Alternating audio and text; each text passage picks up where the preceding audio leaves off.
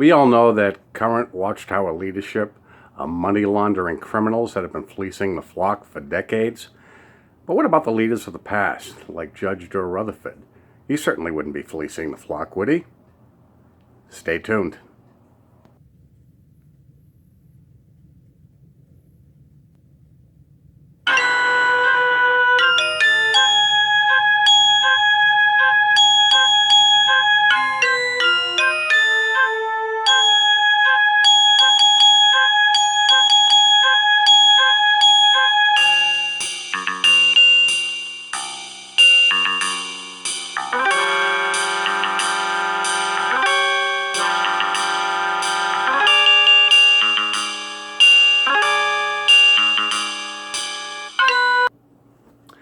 Morning, guys, or evening, or afternoon, depending on where you're at or when you're catching this video.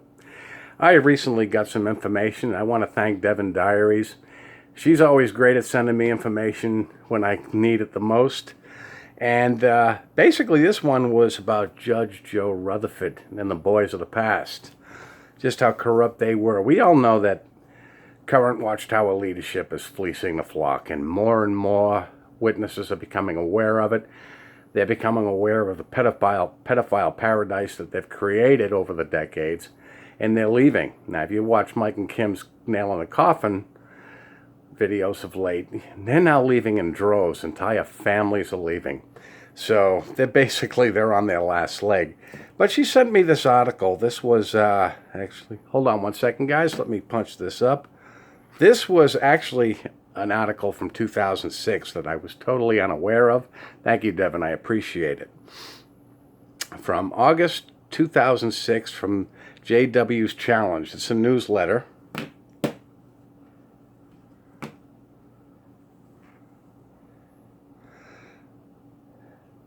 One of the most visible, blatant abuses of watchtower power and authority was the purchase and development of prime real estate in San Diego in 1928 for the expected return of biblical heroes such as King David, Abraham, and Moses. The leadership was proud of this important preparation for the kingdom of God, informing trusting witnesses that Beth Sarim was a confirmation of their faith and testimony to Jehovah. Now, we're all familiar with Beth Sarim, but this was something I was totally unaware of, guys. But this is a quote from Judge Rutherford. It stands there as a testimony to Jehovah's name, and that when the princes do return, and some of them occupy the property, such will be a confirmation of the faith and hope that induced the building of Beth Sarim. While Watchtower President Judge Rutherford was enjoying the paradise-like conditions of San Diego at Beth Sarim, a secret property was also purchased near Beth Sarim in 1939, with similar expectations, but never discussed in Watchtower literature. The secret 75-acre prime real estate property was also expected to house the resurrected Moses and other heroes of faith. The added benefits was, since they were expected to return shortly just prior to Armageddon and worldwide wars, they would have 2 hidden underground bomb shelters protected with 3 feet of concrete overhead and storage provisions for months. I'm going to touch on that in a few minutes. They would be totally self-sufficient at Beth Shan with their own 425-foot well and 10,000-gallon storage tank. Electricity would be provided by a state-of-the-art diesel-powered generator and a 4,000-gallon underground tank for diesel fuel. Water was piped into the house, and 2 fire hydrants would protect them from fire. The real beauty of such a secure compound is there was plenty of room for the safety of the watchtower leadership as well. Perhaps they would bring Abraham and his friends up to speed on the marvels of the 20th century and assist in the preparation of God's kingdom.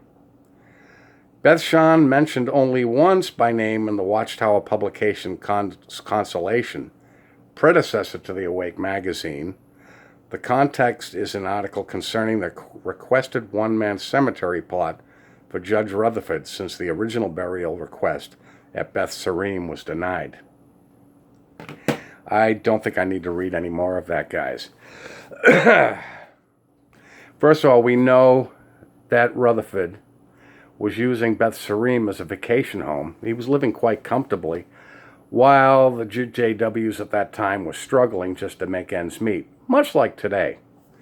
But something I wanted to mention, now this was just prior to World War II. Anybody with any sense realized that the Japanese Empire was looking to conquer the Pacific. So California was right in their crosshairs. Obviously, it was expected that Japan was going to attack the west coast of the United States.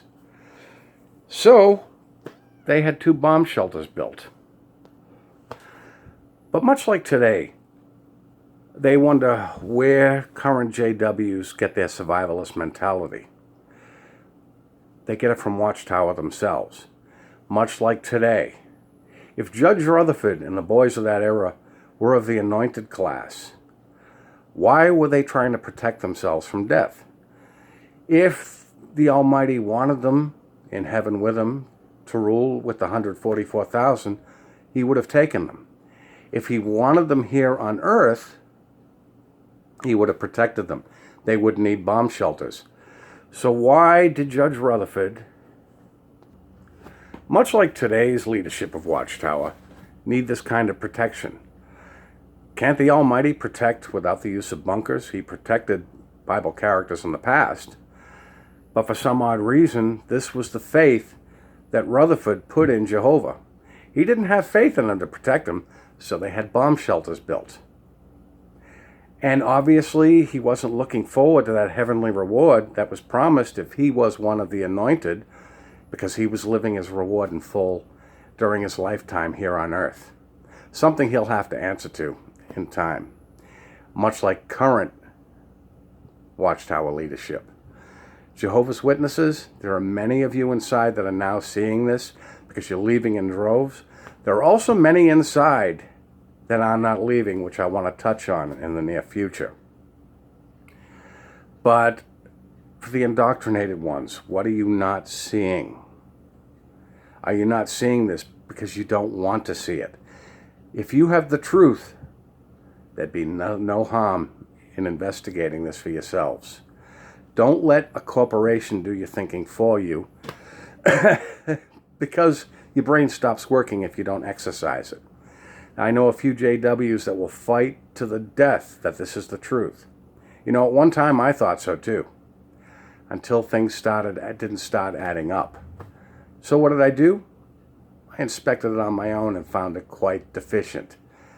JWs, there are many of you who have been in this organization your entire lives, some many decades, some less time. I was only in 10 years, but I'm in touch with people who have been in for many decades, who spent their entire lives in this organization. Look at Joe, runaway slave. He was in this organization for 49 years. Okay, 10 years, 9 years. It doesn't matter how long you've been in. Wouldn't you rather know if you're being lied to and being fleeced? Anyways, guys, that's all I got for today. I just wanted to get that out there, and I would love to hear your comments. And if you come across this video, hit that subscribe button. And don't forget to hit that little bell. That'll let you know when I'm out here. And don't forget to leave a thumbs up. JWs, please don't forget to leave a thumbs down. That'll let me know that you're watching. You guys have a good day. I'll be talking to you soon.